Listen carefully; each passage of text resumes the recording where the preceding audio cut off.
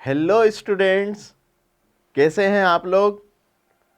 I hope सभी बढ़िया होंगे। आपकी पढ़ाई अच्छी चल रही होगी।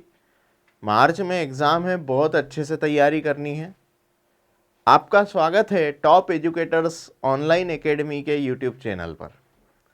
जैसा कि आपको पता है, रैपिड रिवीजन चल रहा है क्लास 12th का। हम इसमें फटाफट हम कंसेप्ट रिवाइज कर रहे हैं। कुछ क्वेश्चन साथ में सॉल्व करते चल रहे हैं, जिससे आपकी 12th की प्रिपरेशन अच्छे से हो सके, आप एग्ज़ाम अच्छे से दे सकें। ठीक है, तो मेरे साथ बने रहिए, वीडियो देखते रहिए और पढ़ाई करते रहिए। तो चलें, आज हम चालू कर रहे हैं। क्लास 9 है आज हमारी। आइए,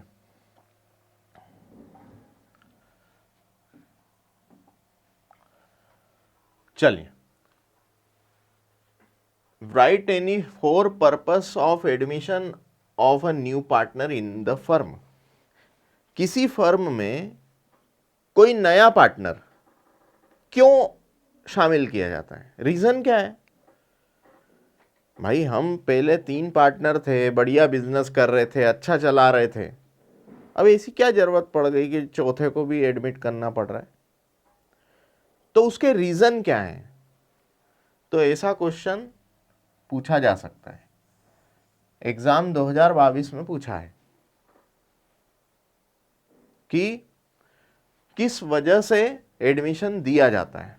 तो सुनो, following are the reasons and और conditions in which a person is admitted as a partner in a firm.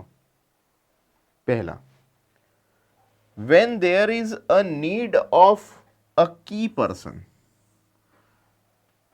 इंसान में सर्वगुण संपन्न तो कोई होता नहीं है, कुछ ना कुछ कमियां होती है। हो सकता है किसी के पास क्वालिटी अच्छी हो,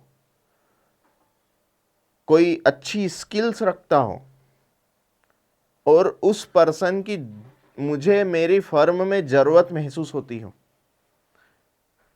मेरी फर्म में टेक्निकल बंदों की कमी है, तो मैं उन टेक्निकल बंदों को ढूंढूंगा और टेक्निकल बंदों को पार्टनर बनाने का सोचूंगा। मेरी फर्म में पैसों की कमी पड़ रही है, कोई रईस ज़्यादा को ढूंढूंगा, कोई रईस व्यक्ति को ढूंढूंगा और उसको पार्टनर बनाऊंगा।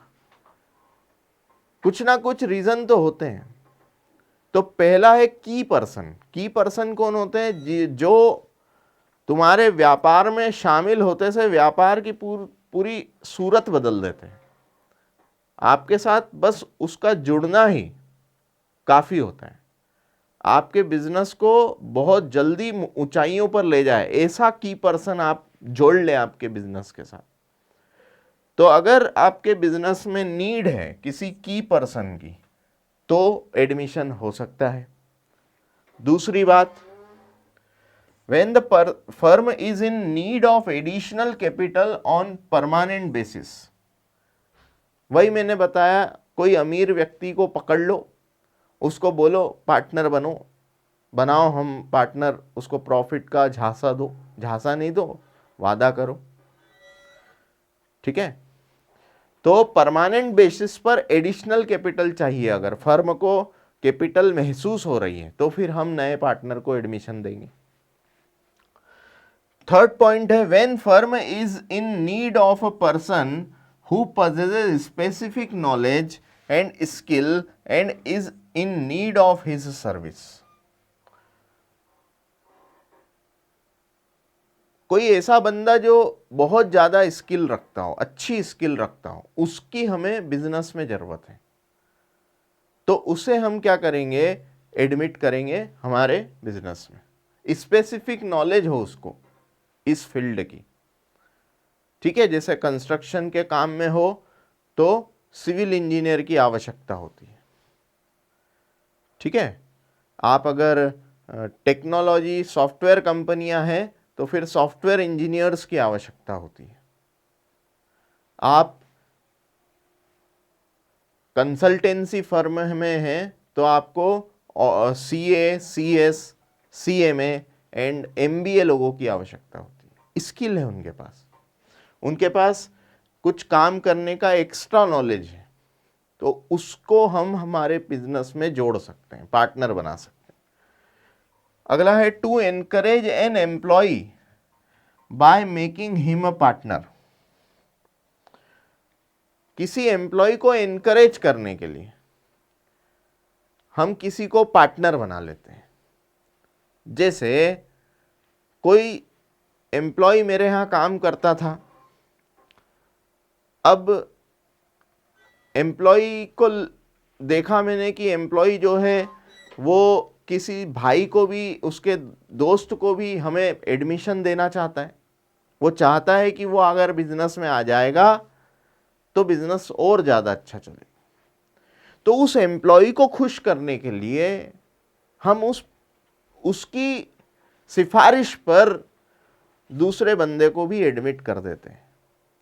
इससे वो पर्सन, एम्प्लॉय बहुत खुश होता है कि हाँ चलो, बॉस ने मेरी बात मानी, बॉस ने मेरी बात तो रखी कम से कम। इससे उसे अभिप्रेरणा मिलती है आंतरिक रूप से, और काम करता है फिर मेहनत से। आई समझ में? तो encourage an employ by making him a partner. और सुनो, कभी कभी एम्प्लॉय बहुत अच्छा काम कर रहा है तो वो इतना पसंदीदा हो जाता है अपने ऑनर का कि ऑनर उसी को बोल देते हैं तू तो पार्टनर बन जा मेरा, यार तेरी वजह से ही तो फर्म है, तू है तो फर्म आज इन मुकाम पर है, इस ऊंचाइयों पर है। तो ऑनर जब ऐसे ऑफर देता है एम्प्लॉय को, इससे और एम्प्लॉय में एनकरेजमेंट आता है, इससे उसका और प्रोत्साहन बढ़ता है, मनोबल बढ़ता है। बात समझ में आई? बढ़े।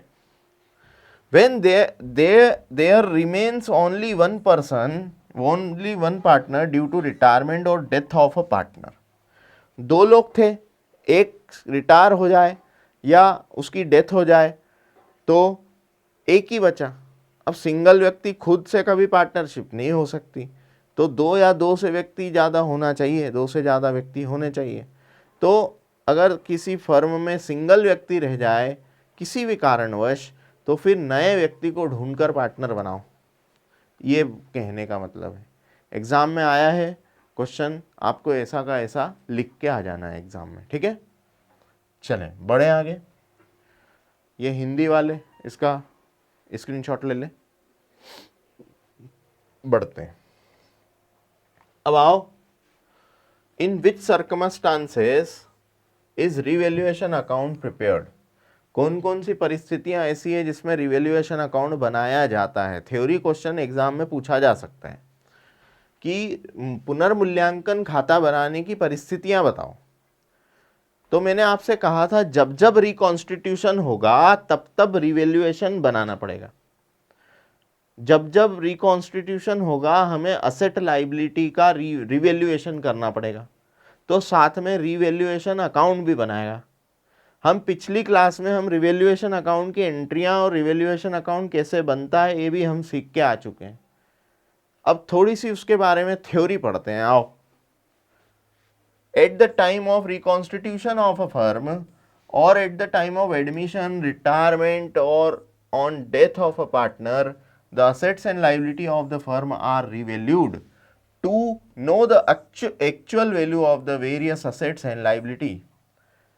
वेरियस असेट्स एंड लाइबिलिटी की एक्चुअल वैल्यू पता करने के लिए हमें उसे रीवैल्यूड करना पड़ता है। In order to record the assets and liabilities at the revalued price, revaluation account is open. जब हम असेट्स को रिवैल्यूएशन करते हैं तो हमें रिवैल्यूएशन अकाउंट खोलना पड़ता है। कल मैंने एंट्रियां बताई थी, असेट डेबिट टू रिवैल्यूएशन, फिर रिवैल्यूएशन डेबिट टू असेट, ये सब बातें, ठीक है? Revaluation account is open under the following condition. पहला है एडमिशन हो जाए किसी पार्टनर का। तो देखो, at the time of admission of a new partner, the new partner may wish to revalue the assets and liability at its real value by revaluation if he feels that the assets and liability are not being shown at their actual price firm। अच्छा, कई बार क्या होता है, firm चाहती है कि हम actual जो आज वैल्यू है उसी पर हम हमारी असेट एंड लाइबिलिटी कैरी करना चाहते हैं, तो असेट को रिवैल्यू कर लो, लाइबिलिटी को रीअसेस कर लो, जितना वैल्यू रिवैल्यू और रीअसेसमेंट पर आए वो आप उतना प्रॉफिट निकाल के आपको उसको असेट्स एंड लाइबिलिटी में प्रेजेंट कर देना है। ठीक है। अच्छा, रिटायरमेंट या डेथ हो जाए किसी पार्टनर की, तो देखो at the time of retirement और death of a partner the assets and liabilities are revalued so that the retiring partner or legal hire of the partner may not be paid more or less share of his capital। भाई कोई retire हो रहा है तो अपना हिस्सा तो लेके जाएगा ना, कोई की डेथ हो जा रही है तो उसका कोई लीगल रिप्रेजेंटेटिव होता है तो वो भी तो अपना हिस्सा लेकर जाएगा ना। ठीक है, तो उसके लीगल रिप्रेजेंटेटिव का, उसके रिटायरमेंट का हमें क्या निकालना पड़ेगा, हिस्सा निकालना पड़ेगा, और वो उसके जितना उसका हिस्सा बनता है उससे ज़्यादा नहीं होना चाहिए। ठीक है, ऐसा ना हो कि 2 लाख रुपए देने निकल रहे और तुम दे दो 2.5 लाख उसको, ऐसा नहीं होना चाहिए। तो ये निकालने की तरीके होते हैं, वो अपन आगे सीखेंगे। ठीक है, चलो आगे बढ़े। अच्छा, स्क्रीनशॉट ले लें इसका, थ्योरी क्वेश्चन ऐसा का ऐसा छाप देना वहाँ पे एग्जाम में। चलो, हिंदी वाले बच्चे स्क्रीनशॉट लेंगे इसका। अब आगे बढ़ रहे हैं। AS26, कल मैंने AS26 के बारे में थोड़ी चर्चा और करी थी, आज थोड़ी सी और करेंगे। AS26 इंटेंजिबल असेट्स पर लगता है। और what are the provisions of goodwill. Goodwill मेरी इंटेंजिबल असेट्स ही तो होती है। इंटेंजिबल असेट्स उसे कहते हैं जो अमूर्त संपत्तियां होती हैं। ठीक है। When a new partner is admitted in partnership, जब भी हम किसी पार्टनर को एडमिट करते हैं तो गुडविल का हमें एडजस्टमेंट करना होता है। ठीक है, तो देखो AS26 में क्या कहा गया, ध्यान देना। According to accounting standard 26, goodwill will be recorded in the books of account only when some consideration in money और money's worth has been paid for it. Goodwill तभी रिकॉर्ड होगी आपकी बुक्स में जब आप इसके बदले में पैसा चुकाओगे। मैंने कल बोला था परचेस्ड गुडविल क्या होती है, रिकॉर्ड होती है, बल्कि सेल्फ जनरेटेड गुडविल कभी भी बुक्स में रिकॉर्ड नहीं हो सकती। कभी भी आपकी बैलेंस शीट ऐसे सेल्फ जनरेटेड गुडविल अगर दिखाने लगे तो इसका मतलब क्या है, आप खुद ही बता रहे हो हमारी इज्जत इतनी है या हमारी इज्जत की कीमत ये है। ऐसा थोड़ी होना चाहिए, आई समझ में। तो इज्जत को तुम कीमत में नहीं तोल सकते। तो गुडविल जो है अमूर्त होती है, वो हमें वैल्यू करनी पड़ती है। ठीक है, as per this standard goodwill account will not be open और raised in the books of account if no consideration in money और money is worth is paid at the time of admission of a partner. अब एक बात ध्यान से सुनो, कोई नया पार्टनर फर्म में आ रहा है तो हम पहले हमारे फर्म में कितनी गुडविल बनती है उसकी वैल्यू करेंगे। वैल्यू करने के बाद उसको बोलेंगे कि तेरे आ जाने से हमें सेक्रीफाइस करना पड़ रहा है, कुछ हिस्सा शेयर में छोड़ना पड़ रहा है। तो एक काम कर, तू जितना छोड़ना पड़ रहा है हमें हिस्सा, उतने पार्ट की गुडविल का अमाउंट आप मेरे लिए फर्म के लिए लेकर आओ। तो वो जब बंदा लेकर आएगा तो उसमें कई केस हैं, या तो लेकर आ सकता है तो पैसा अगर वो लाए तो गुडविल रिकॉर्ड होगी, वरना नहीं होगी। वो बोले मेरे पास तो पैसा ही नहीं है, मैं क्यों दूं पैसा गुडविल का, मैं तो कैपिटल दे दूं बस वही काफ़ी है मेरे लिए, कैपिटल ला सकता हूं गुडविल लाने में असमर्थ हूं, ऐसी ऐसी बातें करे तो उसके भी अलग अलग ट्रीटमेंट है। तो जब केवल पैसा देगा तो ही गुडविल का रिकॉर्डिंग होगा, वरना नहीं होगा। ठीक है, और गुडविल का रिकॉर्डिंग होकर फिर वो सेक्रीफाइसिंग पार्टनर्स में बढ़ जाएगा, वो सब कैसे होता है वो आगे बताऊंगा। लेकिन अभी इतनी बात ध्यान रखना कि नया पार्टनर आता है तो गुडविल के बारे में भी दिया रहता है कि गुडविल के शेयर के लिए कुछ ना कुछ पैसा लाएगा वो। ओके, आगे रिटायरमेंट, डेथ और change in PSR ratio. Okay, जब भी यहाँ क्या बोला, मनी पेड करना पड़े, पैसा पेड करना पड़े तो ही गुडविल रिकॉर्ड होगी, बंदा पैसा लाएगा तो ही गुडविल रिकॉर्ड होगी। अच्छा, एडमिशन के केस में गुडविल वैल्यू होगी, रिटायरमेंट के केस में होगी, डेथ में होगी और PSR चेंज में होगी। आगे, only purchase goodwill can B recorded in the books, ये बात इंपॉर्टेंट है, केवल परचेज्ड गुडविल क्या होगी, रिकॉर्ड होगी बुक्स में, ठीक है, जिसके बदले हमें पैसा देना पड़ा, हमने चलता हुआ किसी का बिजनेस खरीद लिया तो उस बिजनेस की भी गुडविल होती है, तो वो गुडविल जो है उसका पैसा जो चुकाया वो भी आपका क्या है, असेट है, इंटेंजिबल असेट, ठीक है। If the new partner brings the portion of his share of goodwill along with capital in cash, then this amount will be treated as premium and distributed among the old partners in their sacrificing ratio। जब कोई नया partner firm में आता है तो हम उससे मिलने वाला गुडविल का पैसा सेक्रीफाइसिंग रेशो में, ओल्ड रेशो में, ओल्ड पार्टनर के बीच में बांट देते हैं। ओल्ड बोलना गलत है, सेक्रीफाइसिंग पार्टनर बोलना चाहिए। सेक्रीफाइसिंग पार्टनर के बीच में बटेगा, वो जो सेक्रीफाइस कर रहे हैं न्यू के आने की वजह से, उन्हीं में बटेगा, ठीक है।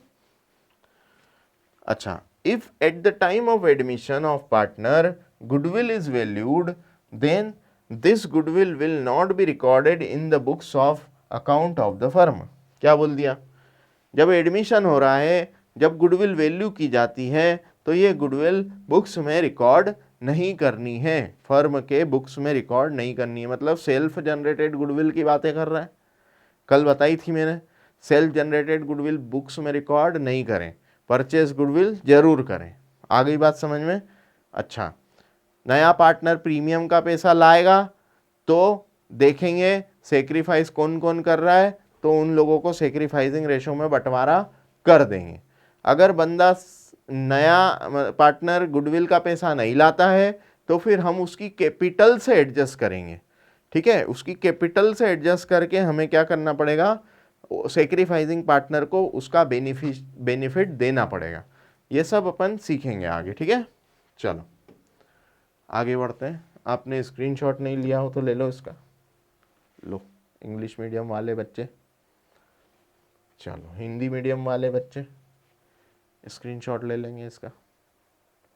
आओ फिर आगे बढ़ते हैं। गुडविल की प्रकृति, नेचर ऑफ गुडविल, ध्यान देना क्या है। गुडविल इज एन असेट, ठीक है, like any other business asset. दूसरी बिजनेस असेट जो होती है उसके जैसी ही असेट होती है ये भी। और goodwill is a fix asset, क्या होती है ये, फिक्स असेट होती है।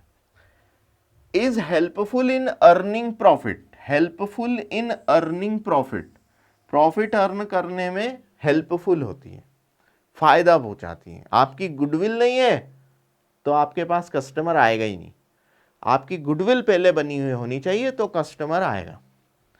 Like other assets, goodwill is treated as an intangible asset. क्या होती है ये, इंटेंजिबल असेट होती है, अमूर्त संपत्तियां जिन्हें देखा ना जा सके, छुआ ना जा सके, अमूर्त संपत्तियां, which can not be seen और टच्ड, ना देखा जा सके और ना टच किया जा सके, because it does not have any physical form, इसका कोई फिजिकल फॉर्म नहीं होता।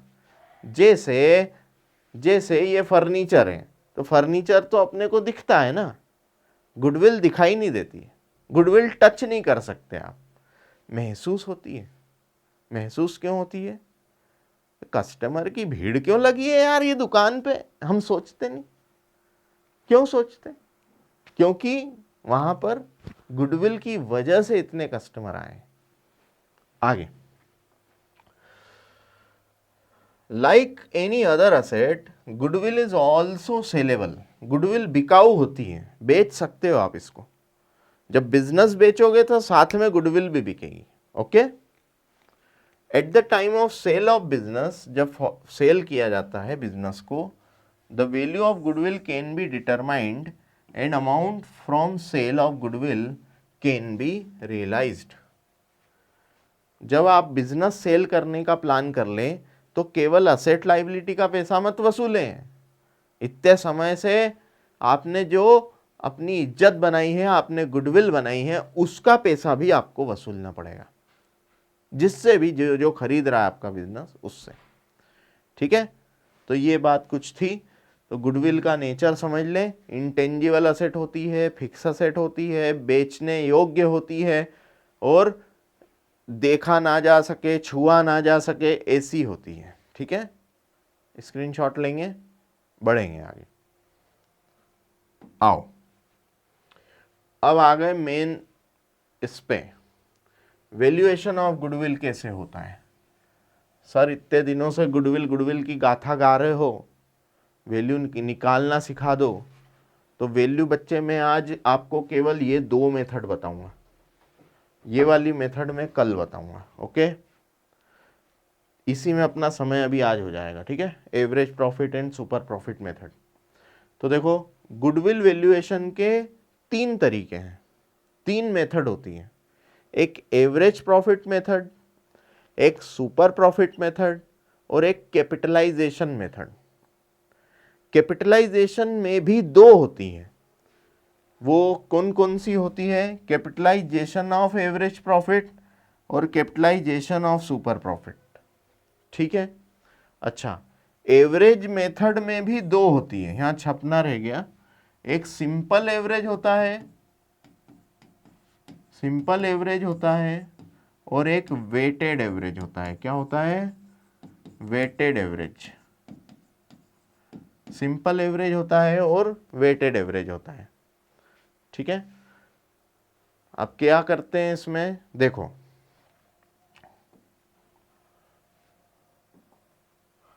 बच्चे ध्यान से सुनना।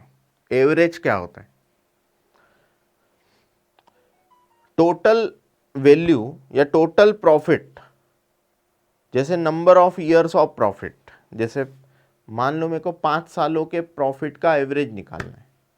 क्या करेंगे? पिछले सालों में, 5 सालों में जो भी मुनाफा कमाया, प्रॉफिट कमाया, उन सबको जोड़ लो। किसी वर्ष में अगर लॉस कमाया होगा तो उसको घटा लो, जो भी फिगर निकल के आए उसको 5 से डिवाइड कर दो, क्योंकि पिछले 5 सालों का जोड़ा है। मतलब सर लॉस माइनस होंगे और प्रॉफिट जुड़ेंगे? हाँ, प्रॉफिट जोड़ना है और लॉस माइनस करना है। ऐसे करके जो फिगर निकले उसको 5 से डिवाइड कर दो, तो ये बताओ क्या निकल गया? एवरेज निकल गया। ठीक है, ऐसे ही अगर 3 सालों के एवरेज की बात करें तो 3 सालों का प्रॉफिट जोड़ो, 5 सालों की बात करें तो 5 सालों का जोड़ो, जैसा भी क्वेश्चन बोले वैसा करना है। ठीक है, आगे तो देखो इसमें लिखा है एवरेज प्रॉफिट मेथड। क्या लिखता है? Goodwill under average profit method can be calculated using simple average profit method और weighted average profit method। दो मेथड बताई मैंने एवरेज की, सिंपल या weighted. Okay, simple average method क्या होती है सुनो। अभी मैंने बताया पास्ट ईयर के प्रॉफिट जोड़ो, उसको नंबर ऑफ ईयर से डिवाइड करो, क्या आ जाएगा? Simple average. ठीक है, तो देखो under the simple average profit method, normal business profits earned by the business for the specific number of years are considered। क्या लिख दिया?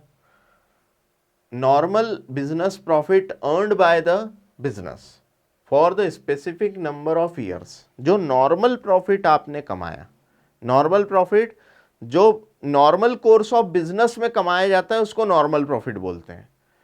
Sir normal course of business क्या होता है? अरे जिसमें एबनॉर्मल एक्टिविटी कोई ना घटी हो, एबनॉर्मल एक्टिविटी ना घटी हो, आग वाग नहीं लगी हो, नेचुरल कैलामिटी नहीं आई हो, कोरोना जैसी आपदा ना आई हो, ऐसी ऐसी कोई घटनाएं नहीं घटी हो, और 5 सालों से स्मूथली आप बिजनेस करते आ रहे, 5 सालों से नॉर्मल तरीके से बिजनेस करते आ रहे, तो फिर वो जो नॉर्मल तरीके से बिजनेस करने में जो मुनाफा कमाया है तुमने 5 सालों में, उनको जोड़ लो और 5 सालों के प्रॉफिट को 5 से डिवाइड कर दो, तो मुझे क्या निकल जाएगा, एवरेज निकल जाएगा। ओके, ये करना है।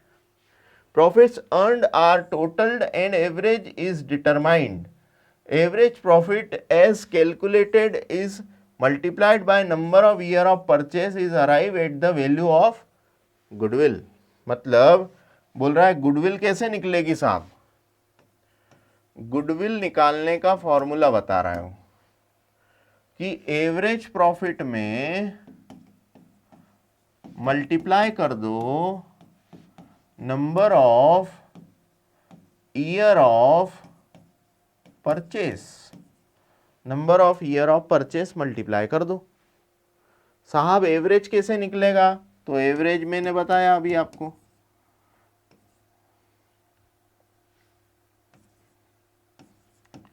एवरेज निकलेगा सम ऑफ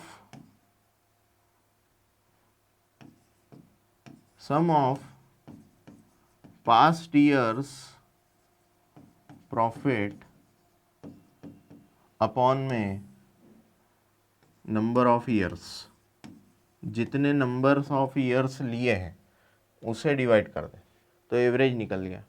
इस एवरेज को रख दो यहाँ पे, ठीक है। Number of year of purchase क्या है ये सुनो, ध्यान देना। हम ये अज्यूम कर रहे कि आने वाले कुछ साल तक इतना प्रॉफिट तो हम कमा ही लेंगे।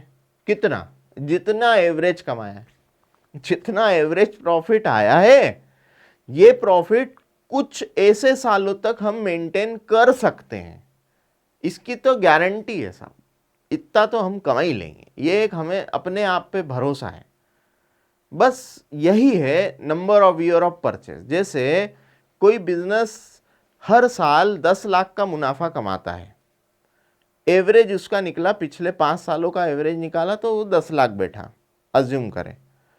तो भैया हमारा प्रॉफिट ऑन एन एवरेज क्या है कि 10 के आसपास आ ही रहा है, तो हम एक अंदाजा लगाएंगे कि आने वाले सालों में 1-2 साल, 3 साल, 4 साल तक वो 10 लाख की लिमिट तो मेंटेन्ड ही रहेगी। या तो इससे बढ़ सकता है प्रॉफिट या थोड़ा बहुत कम हो सकता है, लेकिन रहेंगे इसके इर्द गिर्द ही हम। तो ये जो अनुमान लगाया गया है ना, यही है number of year of purchase. तो जब गुडविल निकालने की बात आएगी तो उस समय पूछा जाएगा, अच्छा साहब एवरेज 10 लाख आ रहा है, कितने सालों तक कमाने की उम्मीद है, ये कितने सालों तक कमा सकोगे आप। तो हम सोचते हैं यार 2 साल तो मान लो या 3 साल तो मान लो, 10 लाख तो मेंटेन्ड ही रहेगा, उसके बाद तो व्यापार बढ़ेगा ना, फिर करोड़ों की तरफ आगे बढ़ेंगे, अभी तो लाखों में ही खेल रहे है कि नहीं। तो ऐसी बात होती, number of year of purchase अनुमान फ्यूचर का, कितने समय तक ये लिमिट मेंटेन रहेगी, वो है number of year of purchase. तो आओ यहां पर ये number of year of purchase बता दिया हमने। तो गुडविल का फॉर्मूला ये है, एवरेज निकालने का फॉर्मूला ये है, सिंपल एवरेज। ओके, बढ़े आगे। तो चलो ये देखो यहां क्या लिख रहा, number of year of purchase means for how many years the firm will earn the same amount of profit because of its past efforts after change of ownership। मालिकाना हक बदल जाए, मालिक बदल जाए, तो भी ये फर्म नॉर्मली कितना मेंटेन कर लेगी, नॉर्मली कितना अर्न कर लेगी, ये है एक number of year of purchase. बोलो क्लियर। तो मतलब सर एग्जाम अपने क्वेश्चन में क्या दिया रहेगा कि फलाने number of year of purchase के लिए गुडविल निकाले, ठीक है। Calculate goodwill for the calculate goodwill by average profit method for 2 year purchase of goodwill, ऐसी बातें लिखी रहेगी। तो इसका मतलब समझ जाना कि 2 ईयर परचेस मल्टीप्लाई करने की बात कर रहे हैं। आ गई बात समझ में। चलो, this method is based on the assumption that a newly started business will not earn any profit during the initial years of its operation. Hence, one who purchases a running business pays goodwill for being in a position to earn profit in the initial years of business। वही बात कह रहे हैं, शुरुआत में कोई business चालू करोगे तो उसको गुडविल बनाने में बहुत क्या लगेगी, एफर्ट्स लगेगा। लेकिन कोई चलता चलता बिजनेस उठा लो, उसको खरीद लो, तो हमें गुडविल में बनाने में इतना समय नहीं लगेगा कि बनी बनाई गुडविल है, उसकी ऑलरेडी गुडविल है, तो उसी पर हम अपनी रोटियां सेकेंगे और उसी पर हमारा व्यापार आगे बढ़ाएंगे। समझ गए? अच्छा, यहाँ फॉर्मूला लिखा है साहब, देखो, goodwill equal to average profit into number of year of purchase. अभी मैंने आपको यही फॉर्मूला बताया, ये देखो, average profit into number of year of purchase. Okay, बढ़े आगे, आओ। अच्छा, इसकी स्क्रीनशॉट नहीं ली होगी तो ले लो, ये ले लो स्क्रीनशॉट इसकी, ठीक है। चलो आगे बढ़े, ये आपकी गुडविल का इसका स्क्रीनशॉट ले ले, फिर आगे बढ़े। अब एवरेज के बारे में थोड़ी और बातें लिखी है, देखो, ये एवरेज प्रॉफिट मेथड ही चल रही है अभी, है ना। In order to calculate average profit for the purpose of valuation of goodwill, the profits of the concerned years are added. Concerned years के प्रॉफिट क्या करे जाएंगे, ऐड किए जाएंगे। And if there is any loss in the concerned year, उन 5 सालों में याद है 1 साल में लॉस आया था, अभी मैंने बताया, तो 5 साल के प्रॉफिट जोड़ने के दौरान जो जिस ईयर में लॉस है वो लॉस माइनस कर लेना, ठीक है, और फिर जो आए उसको 5 से डिवाइड कर देना, अभी मैंने बताया। तो यही बोल रहा है, लॉस माइनस कर देना, प्रॉफिट जोड़ देना। It is deducted from the average profit. Okay, after adjusting the profit and loss of the concerned period, the average profit is determined by dividing the total profit by the number of years, okay, taken into consideration। जितने year का profit आपने लिया है उतने year से divide कर देना, ये नंबर ऑफ ईयर से डिवाइड कर देना। तो मैंने यही फॉर्मूला यहाँ लिखा है, देखो, नंबर ऑफ ईयर्स, 5 साल लिए थे तो 5 साल ही लेना, ठीक है। यहाँ 5 ईयर लिए थे तो 5 ईयर लेना, ओके, ये 5, और ऊपर भी 5 सालों का प्रॉफिट या लॉस जोड़ना है, लॉस माइनस हो जाएगा, ठीक है, तो वो ले लेना। चलो आगे बढ़े, इसका स्क्रीनशॉट ले लें आप। ओके, चलो और आगे बढ़े, ये हिंदी वाले बच्चे स्क्रीनशॉट लेंगे इसका।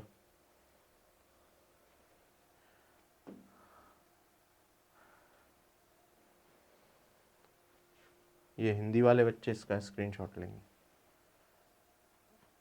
चलो आगे बढ़े, अब आती है दूसरी weighted average method. Weighted average method, profit method. तो सुनना बेटा, ध्यान देना पहले। वेटेड एवरेज क्या होती है, इसमें क्या होता है, जैसे पास्ट ईयर के प्रॉफिट दिए होते हैं, मान लो ये प्रॉफिट यहाँ पर ईयर दिया है, पहला साल, दूसरा साल, तीसरा साल, चौथा साल, 5वां साल, ऐसे 5 ईयर्स दिए। अब इसमें प्रॉफिट गिवन है साहब, प्रॉफिट भी गिवन है, प्रॉफिट या लॉस।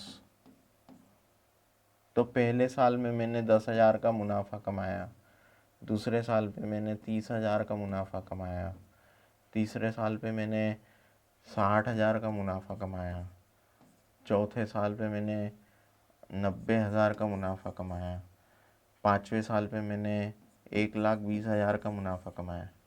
ओके,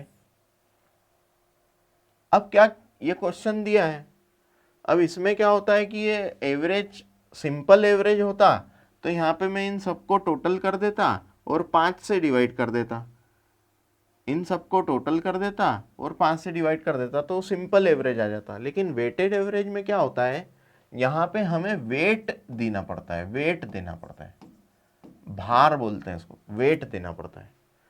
अच्छा, जो नियरेस्ट ईयर है उसको बड़ी वेट देना पड़ती है, और जो पास्ट में बीत चुका है उसको छोटी वेट देनी पड़ती है।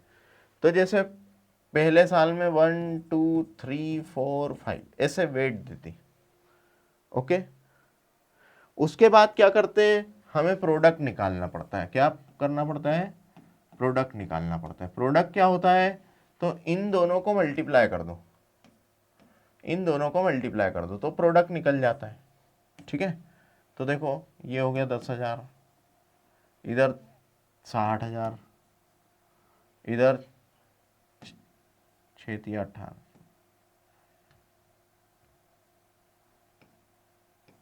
1,80,000, फिर 3,60,000, फिर 12×5 बोले तो 6 लाख, ये 6 लाख, बस जोड़ लो। अब इसका टोटल जोड़ दिया जाता है, समेशन, तो ये टोटल ऑफ प्रोडक्ट आ जाता है। ठीक है, और फिर इसके बाद हम गुडविल का फॉर्मूला लगाते हैं। ओके, तो वेटेड एवरेज निकालना, ये तो समेशन आया पहले, फिर हम वेटेड एवरेज निकालते हैं, सॉरी गुडविल नहीं, पहले वेटेड एवरेज निकालते हैं। तो वेटेड एवरेज कैसे निकलेगा, weighted average equal to product, total of product, total of product upon में total of weight, total of weight, weight के टोटल से इसको डिवाइड कर दिया जाता है। तो मेरे पास क्या निकल के आता है, वेटेड एवरेज निकल के आता है। अच्छा, इसका टोटल लगा देंगे, सॉरी इसका नहीं, वेट का टोटल, यहाँ पे वेट का टोटल लग जाएगा। तो ये 5, 4, 9, 10, 11, 12, 13, 14 और 15, इसका टोटल 15 आएगा। तो यहाँ पर क्या आ जाएगा, नीचे 15 आ जाएगा, और यहाँ पर क्या आएगा, ये जो फिगर है वो यहाँ आएगा। ठीक है, तो इससे क्या निकल जाएगा, वेटेड एवरेज निकल जाएगा। और फिर गुडविल का फॉर्मूला क्या रहेगा, weighted average multiply number of year of purchase, ये गुडविल का फॉर्मूला लगा देना, weighted average multiply number of year of purchase. तो देखो आओ पढ़ो इसको, देखें, weighted average profit method. Under the weighted average profit method, each year's profit is multiplied by the number of assigned weight. Assigned weight से multiply कर दिया जाता है। 1, 2, 3, 4, 5, 6, 7, 8, 9, 10 जैसा जितने प्रॉफिट दिए हो सबको वेट असाइन कर दो, and the value is ascertain, value निकाल लो उसकी। फिर the products are added and divided by the total of weight, total of weight से उसको डिवाइड कर दो प्रोडक्ट के टोटल को। प्रोडक्ट कैसे निकला, तो प्रोडक्ट मैंने बताया, ये यहां निकला अपना प्रोडक्ट, ये रहा, ये प्रोडक्ट है और इसका ये टोटल है।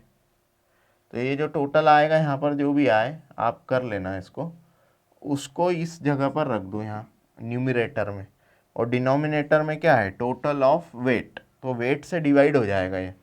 तो इससे क्या निकलेगा, वेटेड एवरेज प्रॉफिट निकलेगा। बोलो जी, आ रहा समझ में। अच्छा आगे बढ़ो।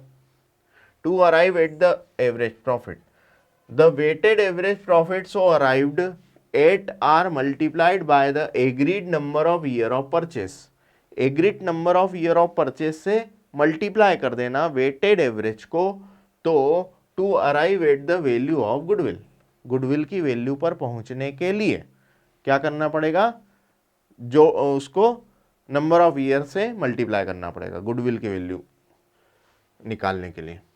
अच्छा, वेटेड एवरेज का फॉर्मूला दिया है, total product of profits upon total number of weight, total products of profits upon number of total of weights. Goodwill कैसे निकलती है, वेटेड एवरेज प्रॉफिट को agreed number of year of purchase से multiply कर दो, agreed number of year of purchase से multiply कर दो। ठीक है, it may be noted that more weightage is assigned to the recent profit, this is important point, more weight are given to recent profit, जो recently profit कमाया है। भाई 5 साल बीते तो पहला, दूसरा, तीसरा, चौथा, पांचवा बीत के ये छठवां साल है, तो छठवें के नियरेस्ट कौन है? पांचवा। पांचवे के नियरेस्ट कौन है? चौथा। तो ऐसे पीछे खसकते गए तो हम वेट देना कहाँ से चालू करेंगे? सबसे फर्स्ट से। तो ऐसे हम बड़ी वेट किसको देंगे? बड़ी वेट नियरेस्ट वाले को देंगे। बड़ी वेट नियरेस्ट वाले को देने का रीजन क्या है? क्योंकि इतने तक तो पहुंच गए हैं, अब इससे आगे ही बढ़ेंगे ना, पीछे थोड़ी खसकेंगे। अरे प्रॉफिट आज कमाया है हमने 1,20,000, तो हम इससे और आगे ही बढ़ेंगे ना, पीछे थोड़ी खसकना है। ठीक है, तो बिजनेस ग्रो करना है ना, ये बात है। It may be noted that more weightage is assigned to the recent profits because it represents profits for the latest years, and it is likely that in the following years same trend will continue। मतलब आने वाले समय में वही trend continue रहेगा कि 1,20 तक तो पहुंच गए हैं, अब 1,20 तो कमाई लेंगे, अब उससे ज्यादा ही कमाएंगे आगे। इसलिए बड़ी वेट किसको दी जाती है? जो नियरेस्ट प्रॉफिट होता है, ना कि बहुत पुराने वाले को बड़ी वेट दे दें, ऐसा नहीं करना है। ओके, तो एग्जाम में आए तो वेटेड एवरेज निकालते समय याद रखें। This method is considered better than the simple average profit. Exam में पूछ सकता है दोनों में से कौन सी बेटर है, तो आपको वेटेड एवरेज को बेटर बनानी है method, because it gives more weightage to the profits of recent years. तो ये रिसेंट ईयर्स को ज्यादा वेटेज देती है। अच्छा, एवरेज में क्या हुआ था? एवरेज क्यों नहीं देती है? क्योंकि एवरेज सभी को समान मान लेती है, इसीलिए वो केवल 5 से डिवाइड करके हो गया उसका काम। टोटल प्रॉफिट जोड़ा, 5 साल से डिवाइड किया और एवरेज निकाल दिया। तो भैया जो मैंने 5 साल पहले प्रॉफिट कमाया था वही ट्रेंड आज थोड़ी है। मैंने जस्ट प्रीवियस ईयर में जो प्रॉफिट कमाया है वही ट्रेंड आज भी मेंटेन रहेगा। तो इसीलिए जो आज मेंटेन रहेगा उसको हम बड़ी वेट देते हैं। तो वेटेड एवरेज हमारे लिए ज्यादा प्रिफरेबल है। वेटेड एवरेज मेथड से हमें गुडविल निकालना ज्यादा प्रिफरेबल है as compare to simple average method. Okay, बढ़े आगे, तो ये करना है आपको। Okay, this method is particularly effective when the profits show a rising or falling trend. जब profit rising and falling trend में है, गिरावट के उसमें है या फिर बढ़ोतरी के उस पे है, तो यही वाली मेथड आपको क्या करना चाहिए? अप्लाई करना चाहिए। जैसे मैंने अभी जो क्वेश्चन लिया था उसमें देखो, बताओ इंक्रीजिंग ट्रेंड में है ना प्रॉफिट, देखो इंक्रीजिंग ट्रेंड में है प्रॉफिट। पहले 10,000 कमाया, फिर 60,000 कमाया, फिर ये सॉरी वो नहीं, इधर वाला ये प्रॉफिट, वो तो प्रोडक्ट है साहब। ये 10,000 कमाया, 30,000 कमाया, 60,000 कमाया, फिर 90 कमाया, फिर 1,20 कमाया, सब इंक्रीजिंग ट्रेंड में है, बढ़ता जा रहा है प्रॉफिट, आगे और बढ़ेगा, कम नहीं होगा। तो जब ऐसी ट्रेंड दिखती है तो आपको वेट जो देना पड़ता है वो नियरेस्ट को बड़ी वेट देनी पड़ती है। तो बड़ी वेट क्या है? देखो ये 5 जो है इन सब में क्या है? बड़ा है। ये 4 उससे छोटा, 3 उससे छोटा, 2 उससे छोटा, 1 सबसे छोटा। तो जो सबसे पीछे प्रॉफिट कमा चुके उसको छोटी वेट दे दी। बोलो क्लियर है? बढ़ जाए आगे, समझ रहे? चलो जी आगे बढ़े। मैं आशा करता हूं सभी को समझ में आ रहा होगा। इसका हिंदी मीडियम वाले स्क्रीनशॉट ले लें, पढ़ें, पढ़ाई करना चाहिए। जो पढ़ाई नहीं करता ना उसका फिर जीवन बड़ा दर्द पूर्ण निकलता है। पढ़ाई तो रोज ही करनी है, पढ़ाई आपके जीवन को बदलती है। ठीक है, अगली है लास्ट मेथड है सुपर प्रॉफिट। अभी एक मेथड और रहेगी कैपिटलाइजेशन, वो मैं कल बताऊंगा, लेकिन आज ये सुपर प्रॉफिट खत्म करके जाएंगे। ठीक है, तो सुपर प्रॉफिट मेथड अब ये क्या होती है ध्यान दो। तो मेरे बेटा समझना,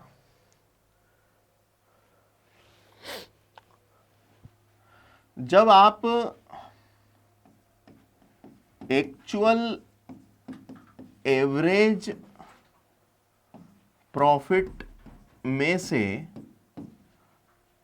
आप नॉर्मल प्रॉफिट को माइनस कर देते हैं, नॉर्मल प्रॉफिट को माइनस कर देते हैं, तो मेरा जो निकल के आता है वो होता है सुपर प्रॉफिट। क्या आता है? सुपर प्रॉफिट आता है।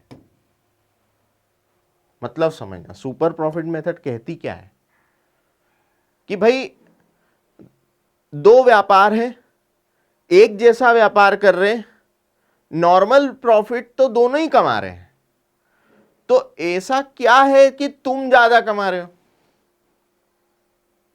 तुम ज्यादा कमा रहे हो, वही जो ज्यादा कमाया जा रहा है वही सुपर प्रॉफिट है। सिंपल बात है ना भैया। भाई सेम इन्वेस्टमेंट लगाया ओनर ने, सेम टाइप का बिजनेस दो लोग कर रहे हैं, लेकिन ऐसा क्या है कि एक व्यक्ति प्रॉफिट ज्यादा कमा रहा है और दूसरा कम कमा रहा है? तो उसकी वजह है सुपर प्रॉफिट, क्योंकि हम उससे ज्यादा कमा रहे हैं। और उसी सुपर प्रॉफिट को निकालते कैसे हैं? इस वजह से actual average profit minus normal profit. अच्छा, एक्चुअल एवरेज कैसे निकलता है? तो मैंने अभी एवरेज निकालना सिखाया। एवरेज प्रॉफिट कैसे निकलता है? Sum of profits of past years, पिछले सालों के प्रॉफिट का total, divide by number of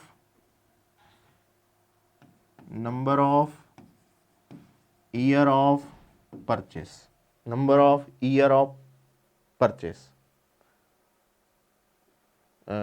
sorry, number of year of purchase नहीं, total number of years divide total number of years.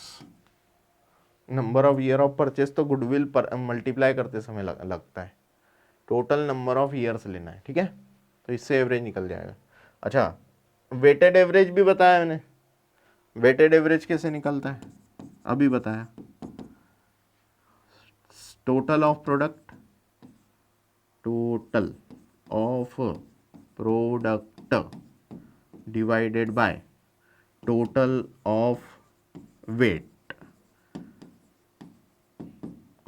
Total of weight, ये weighted average निकलता है। अब ये जो निकला average profit, weighted average profit, इसको यहां रख दो, ओके। फिर निकालो नॉर्मल प्रॉफिट। अब नॉर्मल प्रॉफिट कैसे निकलता है? भाई नॉर्मली मैं और मेरा कॉम्पिटिटर इतना तो कमा ही लेंगे।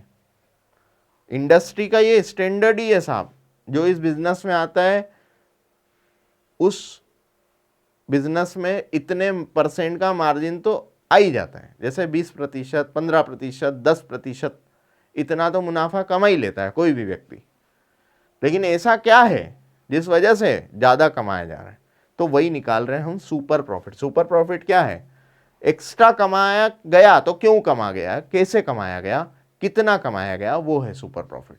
जब आप एक्चुअल प्रॉफिट को नॉर्मल प्रॉफिट से कंपेयर कर देते हैं तो हमारे यहाँ पर सुपर प्रॉफिट कैलकुलेट हो जाता है। अच्छा, नॉर्मल निकालने का तरीका, capital employed into NRR upon 100। Capital employed into NRR upon 100।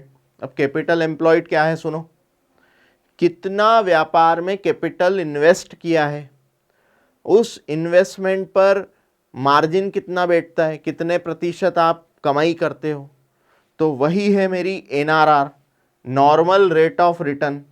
NRR का फुल फॉर्म क्या है? Normal rate of return.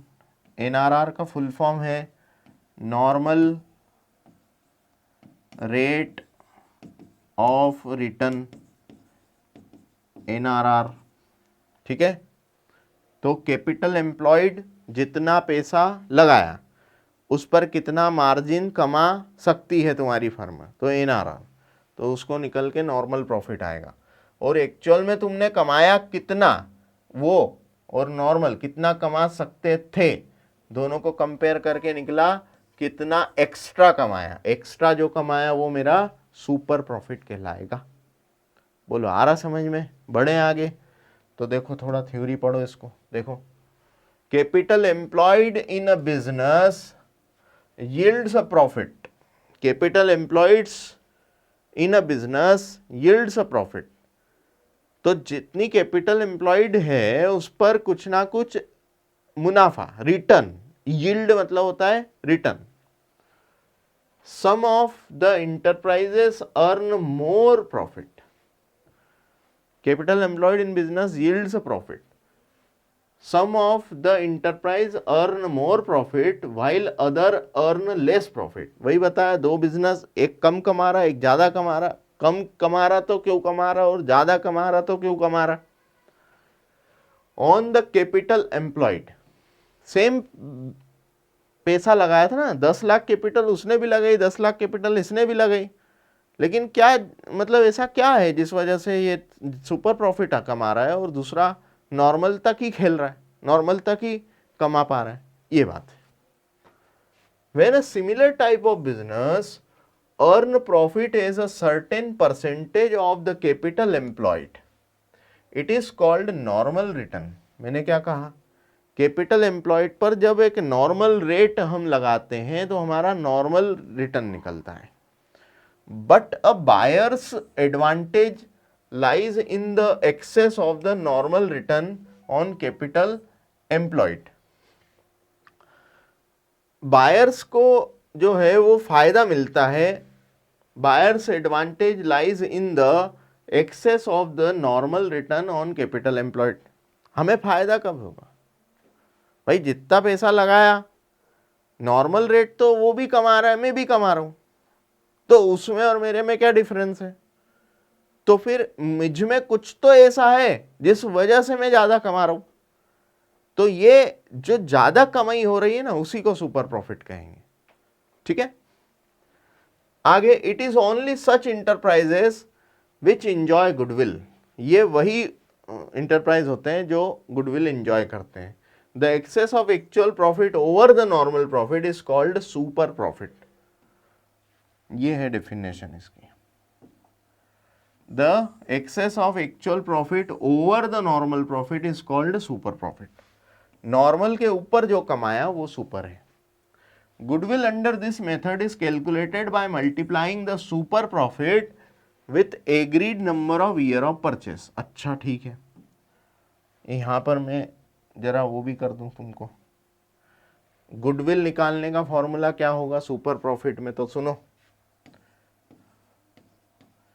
Goodwill equal to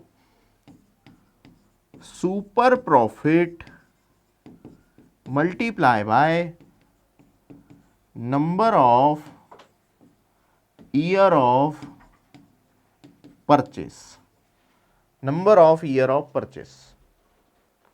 अब वही बात, number of year of purchase क्या है कि जो सुपर प्रॉफिट तुमने कमाया है वो कितने सालों तक कमा सकने का आपने अनुमान लगाया है, वही है year of purchase, number of year of purchase, कि इतना सुपर प्रॉफिट तो हर साल होता ही रहेगा। तो कितने वर्ष तक, 2 साल मेंटेन करोगे, 3 साल मेंटेन करोगे, कब तक मेंटेन करोगे, हो ही जाएगा उतना। तो एक अनुमान लगाते हैं 3 साल तक तो कहीं नहीं गए भैया, इतना तो मुनाफा होता ही रहेगा। बात समझ में आ रही है? ऐसा तो super profit into number of year of purchase.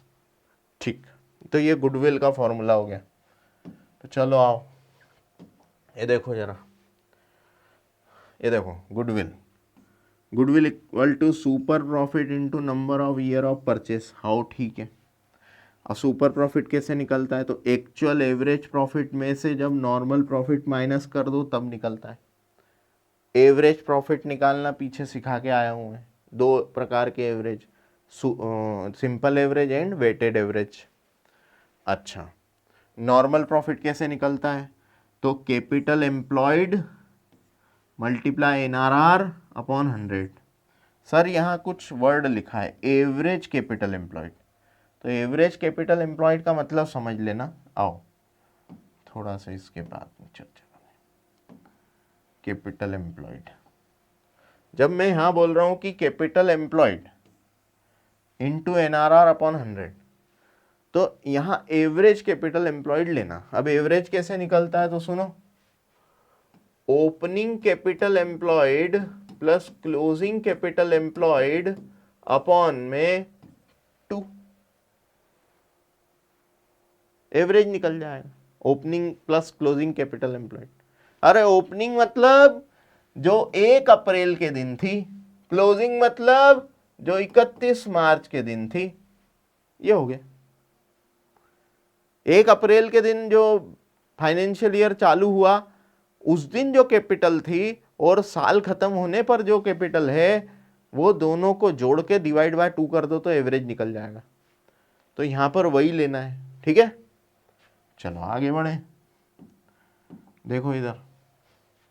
तो ये बोला average capital employed into NRR upon 100। NRR क्या है?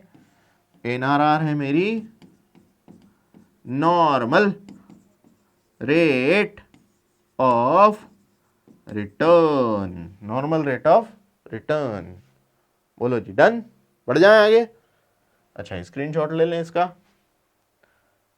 ठीक है।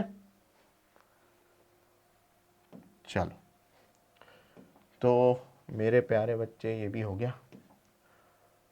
ये हिंदी वाले बच्चे इसका स्क्रीनशॉट ले लें, हिंदी वाले बच्चे। चलो बस हो गया, खेल खत्म। तो भैया देखो सुनो, पढ़ाई अच्छे से करो यार, माता पिता का नाम रोशन करो, अच्छे नंबर लाओ। अरे सरकार स्कूटी बांट रही ना, तो लाओ जरा 85% से ऊपर स्कूटी लो, लैपटॉप लो, अच्छे प्रतिशत लेकर आओ। अच्छी पढ़ाई करेंगे, अच्छे प्रतिशत आएंगे। हमारे साथ बने रहें। वीडियो पसंद आ रहे तो लाइक करें, शेयर करें, सब्सक्राइब करें, ठीक है। अपने दोस्तों को बताएं जिनकी मार्च में एग्ज़ाम है, और अपने अकाउंटेंसी सब्जेक्ट को एकदम परफेक्ट बनाएं। बस मैं साथ में बना हुआ हूँ। Bye bye, thank you.